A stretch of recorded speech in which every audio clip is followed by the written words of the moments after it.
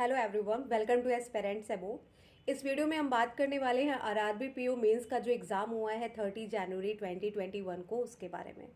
तो आप में से कुछ लोगों ने एग्ज़ाम दिया होगा और आपको इसका लेवल क्या था ये पता चला होगा। तो अब बात आती है कि प्री हो गया, मेंस हो गया, अब इंटरव्यू में कौन कौन जाएगा, और ये बेस इस बात पे है कि क्या कट ऑफ जाती है। अगर हम बात करें पेपर कैसा आया था, पिछले साल की तरह था या पिछले साल से डिफरेंट था, तो आंसर आएगा पिछले साल से बहुत ज़्यादा बदलाव देखने को मिला। वो बदलाव किस सेक्शन में स्पेशली देखने को मिला, तो वो बदलाव मिला कंप्यूटर में और जीए में। और ये दो सब्जेक्ट कहीं ना कहीं गेम चेंजर होते हैं ऐसे एग्जाम में, खासकर मेंस के एग्जाम में। और इन्हीं दोनों में जो चेंजेस हैं वो देखने को मिले। तो सबसे पहले मैं बात करूंगी बदलाव क्या देखने को मिला, जल्दी से बात करेंगे, उसके बाद हम आगे कट ऑफ पे मूव करेंगे कि क्या कट ऑफ जा सकती है। तो बेसिकली अगर हम बात करें पेपर की, तो रीजनिंग से शुरुआत करते हैं। रीजनिंग का जो पेपर था, पहली बात ये पेपर मैंने खुद दिया है, ये सेल्फ गिवन मैं आपको एनालिसिस दे रही हूँ, किसी के बताए हुए उस पर नहीं। तो देखो, because I am reasoning faculty, तो जाहिर सी बात है रीजनिंग का जो भी लेवल आए मुझे ईजी लगेगा, ठीक है। लेकिन इजी लगने का मतलब ये भी नहीं होता है कि आपके पास टाइम का भी एक ड्यूरेशन होता है। आपको केवल 120 मिनट मिल रहा है और आपको बहुत सारे क्वेश्चंस करने हैं।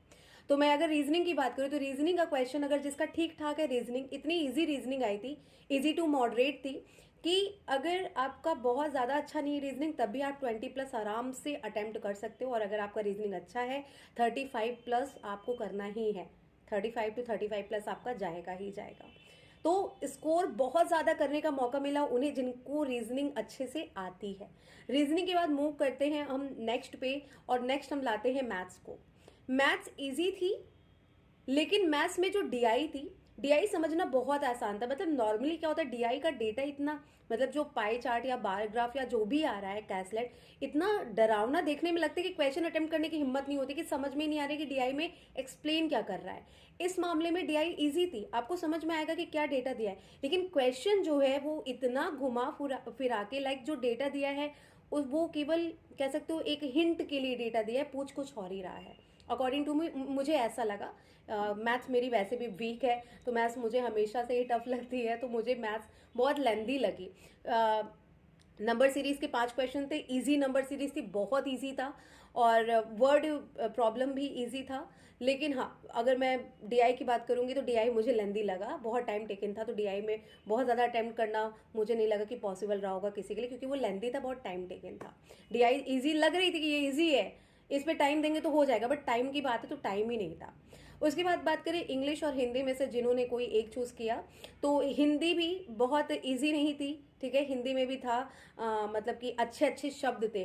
नॉर्मल भाषा जो आपस में बातचीत की है, उसमें भी कई प्रकार के शब्द थे। उसमें से जैसे जो इंग्लिश में आता है वही हिंदी में भी आता है, क्लोज टेस्ट हिंदी का भी होता है, पैसेज हिंदी का भी होता है ना।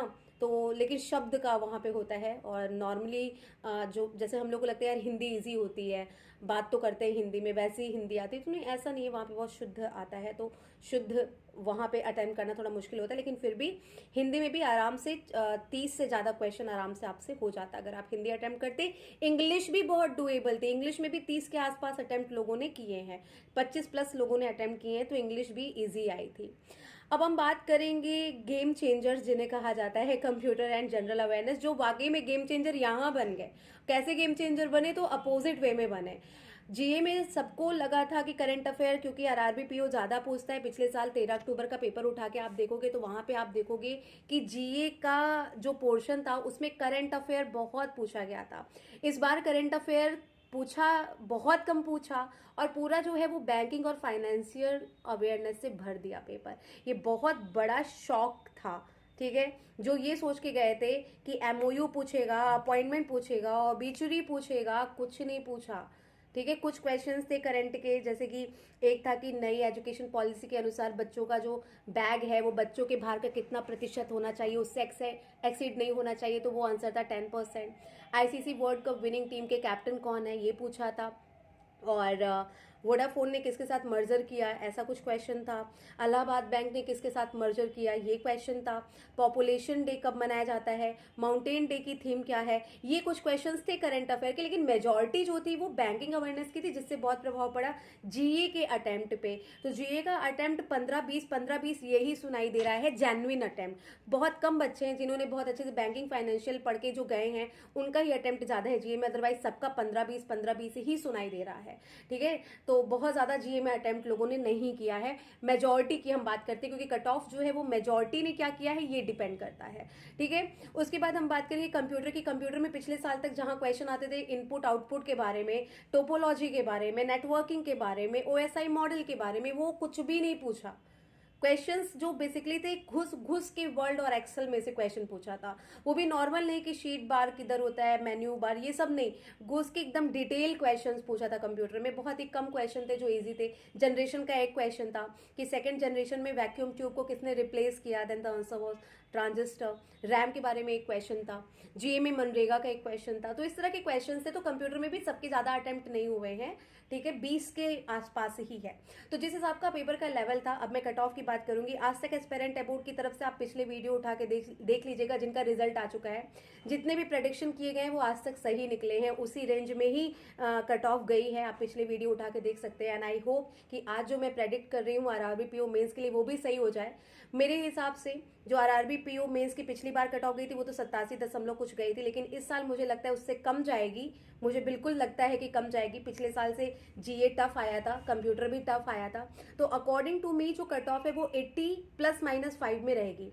एग्जैक्टली या तो वो 85 के आसपास रहेगी या तो वो 75 के आसपास। मैं थोड़ा सा मार्जिन ले रही हूँ क्योंकि कम जा सकती है, 80 से भी कम जा सकती है, क्योंकि और मैं चाहूंगी कि कम जाए, ताकि ज़्यादा से ज़्यादा लोग को इंटरव्यू में एक बार मौका मिले इंटरव्यू तक पहुंचने का। क्या पता यही सुन की किस्मत बदल जाए। तो मैं बिल्कुल चाहती हूँ कि कट ऑफ जिस हिसाब का पेपर था उसी हिसाब से आए, बहुत ज़्यादा हाई कट ऑफ ना जाए।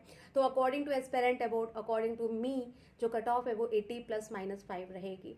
एंड आई विश कि आप सबके लिए, जितने भी लोग पेपर दिए हैं और वो फेयर और दिल से पढ़ाई करके गए थे, सच्ची मेहनत करके गए थे, उन सबको इंटरव्यू का बुलावा ज़रूर मिले। So all the very best for your result. Thank you. और अगर वीडियो अच्छा लगा हो then please like video, subscribe हमारे चैनल को आप कर ही लीजिए, क्योंकि इस तरह के बहुत सारे वीडियोस आपको यहाँ पे मिलते रहेंगे। And please do share and या comment also. Thanks a lot, have a good day.